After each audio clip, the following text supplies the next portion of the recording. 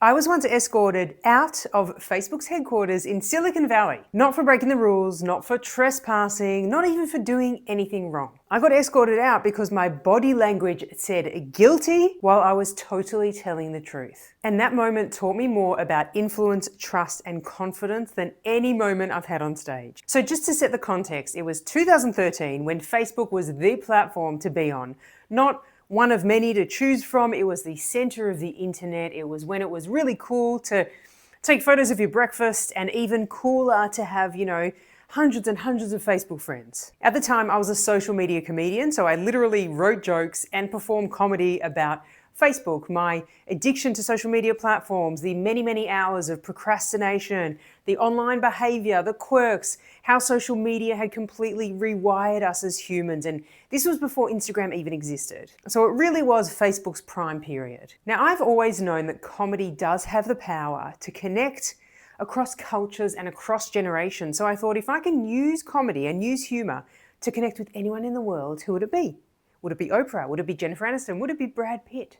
No. I wanted to connect the person responsible for my many, many, many hours of procrastination on Facebook, Mark Zuckerberg, the guy who created it all. So I set myself a mission: fly from Melbourne to the US, get to Silicon Valley, perform my best 5 minutes of Facebook jokes, and try to make Mark Zuckerberg laugh. I called my quest Zucker Up. Now, I knew I needed to stand out because I couldn't look like any other tech fan. So I was trying to work out, what can I actually do visually that's gonna pop? So I went onto Google and I was like, giant Facebook costume, giant light costume. Nothing had ever been created. So I created the world's first Facebook light costume, the button, and it was made entirely of neoprene, which is wetsuit material. And it was huge, heavy. It needed its own suitcase. And when I wore it, all you could see was like my head, my hands, and my lower legs. It was massive. And I documented the entire journey online. I went to New York and I performed stand-up sets in New York City about the quest that I was on. I did vox pops in the street, asking strangers if Mark would like my outfit and if he would like my jokes. I met Steve Wozniak, the co-founder of Apple, who recorded an awesome video wishing me luck for my quest. I met the original voice of Siri. It was such a cool, fun adventure. And momentum was building and building and building, and I shared the entire thing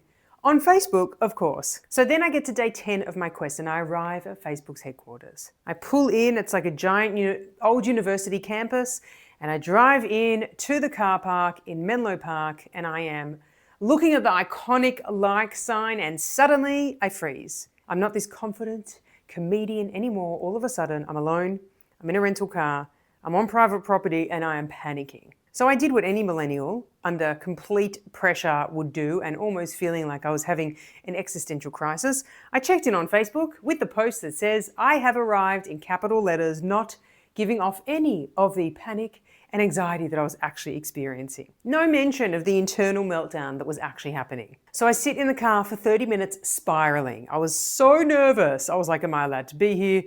Is this the dumbest idea I have ever created or the smartest idea? What if I get sued for copyright infringement? Like, all of these fears were racing through my mind. But I had been promoting this journey for weeks. There was no way to back out. So with shaking hands, I open my boot, which is trunk in American, and I look at the costume and I pull it out, and with one deep breath, I put it over my head, and it was like magic. Instantly, every single thing changed. Staff came up to me, they took photos with me. I was told my photos made Facebook's intranet, and I kept saying, is Mark here? Is Mark here? Is Mark here? And I didn't get a clear answer. And then one person said, come back tomorrow morning, stand outside the sign between 8 a.m. and 9 a.m. That way everyone driving in will see you. Now, in that costume, despite its size, I felt confident, I felt grounded.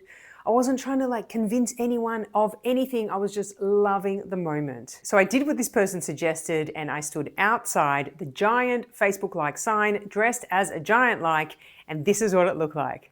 How epic. Children were cheering as they drove past. Buses were tooting. People were taking photos. It was amazing. And I was like, oh my gosh, this is so much fun. And then the comms guy comes out, and he comes up to me and he's like, I'm the comms guy. What's going on? And I start going, oh my God, all the excitement just poured out. I'm like, oh my gosh, I'm a social media comedian. I'm from Melbourne, Australia. I love Mark. I love Facebook. 5 minutes of jokes, blah, blah, blah, blah, blah. And he said, look, Mark's away on vacation, and we've got a really good relationship with the Menlo Park police. and they've said that a giant like is a distraction to the people driving past and suggested that I wrap it up. So I pleaded, I'm like, please, please, please, can I have a tour? And he said, look, we don't normally do this, but you've come all this way. So yes, but leave the costume in the car and no photos. So I take the costume off, it's so heavy, I'm so happy to put it back in the car.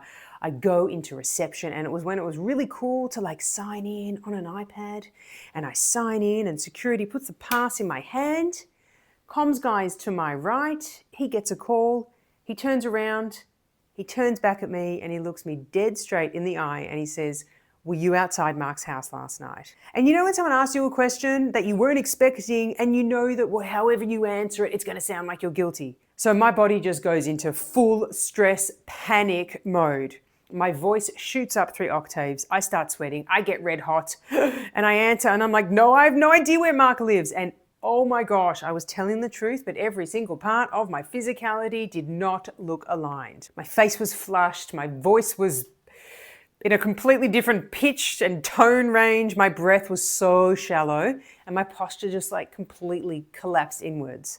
Adrenaline just took over. And within seconds, security took the pass right out of my hand and I was escorted off Facebook's property. And I was so sad. I was so devastated. I remember I went to a Starbucks nearby and I was just like gutted because this entire experience and more than 16,000 kilometers of travel from Melbourne to Silicon Valley was just over in a moment. But I learned a really big lesson. I wasn't escorted out because of evidence. I was escorted out because of incongruence. My words said I'm telling the truth, but every single part of my body said I'm guilty. And when our words and our body language don't match, people always believe our body. So we need to be super cautious of how am I moving and am I aligned? Are my words, is my energy, is my body, is my expression, is everything moving in the same direction? Because we can tell when someone is not congruent. And even if we don't have words to actually voice it, intuitively, instinctively, we know. Because before you even say a single word, your body has already told the room a story. And this happens all the time. It happens in interviews, it happens in boardrooms, it happens in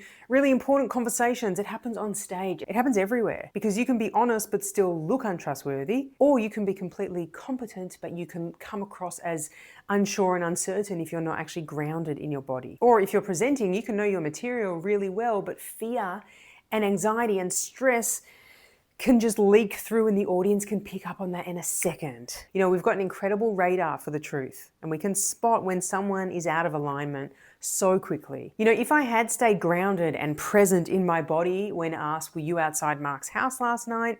If I had my shoulders open, if I was breathing slowly and calmly, if my voice remained steady, who knows how different the experience could have been. But that failure became one of my greatest teachers. So next time you experience any kind of communication breakdown, maybe a message doesn't land or someone doesn't trust you or the room feels really tense the moment that you actually speak, don't ask, what did I say wrong? Ask, what did my body actually say first? And if you want to discover the one question that instantly boosts your confidence no matter what scenario you're in, click this video.